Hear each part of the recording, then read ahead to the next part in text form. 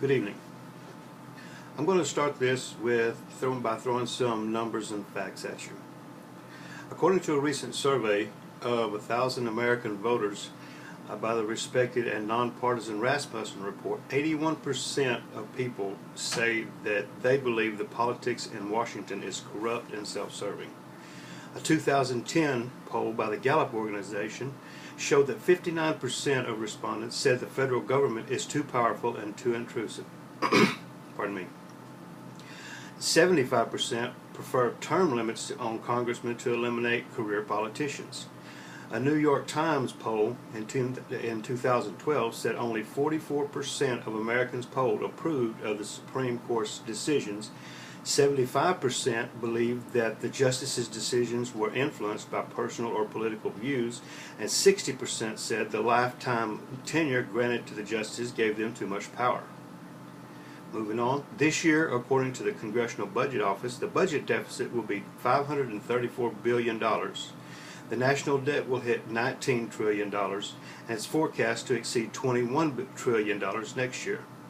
Is there anything we can do to address and resolve these issues? Yes.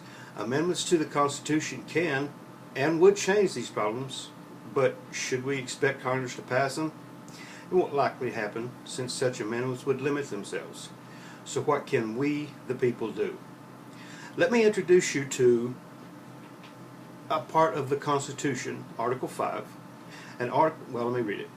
Article 5 says, "The Congress, whenever two-thirds of both houses shall deem it necessary, shall propose amendments to this Constitution, or, on the application of the legislatures of two-thirds of the several states, shall call a convention for proposing amendments, which in either case shall be valid to all intents and purposes as part of this Constitution, when ratified by the legislatures of three-fourths of the several states, or by conventions in three-fourths thereof, as the one or the other mode of ratification may be proposed by the Congress, provided that no amendment which may be made prior to the year 1808 shall in any manner affect the first and fourth clauses in the 9th section of the first article, and that no state, without its consent, shall be deprived of its equal suffrage in the Senate."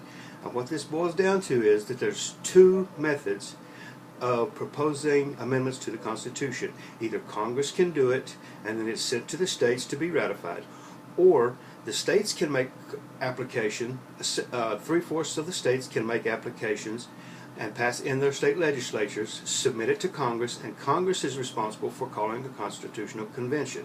They set rules, and amendment ideas are set forth to be discussed and voted on. Now, this can be done in what is becoming called the Convention of States. Several states have called and have made application for such a convention. Some of the proposed amendments that have been set forth are term limits for congressional members, to replace the for-life tenure in the Supreme Court and replace it with a standard term yet to be determined, and it would also provide for state oversight of the Supreme Court's decisions that may or may not be approved of, in which case the legislatures of several states may overturn a Supreme Court decision if they deem it to be wrong. Also, a balanced budget, one of the amendments would require a balanced budget, and it would incur penalties on congressmen and the president if an agreed upon balanced budget is not approved by the designated deadline. I think this would be a good idea. I think if you do some research, you would see that it would be a good idea, and I would urge you to contact your local and state legislators to research and to consider proposing it in your state, and try to bring this country back to its original intent that the Founding Fathers meant when they wrote the Constitution. Thank you so much for listening.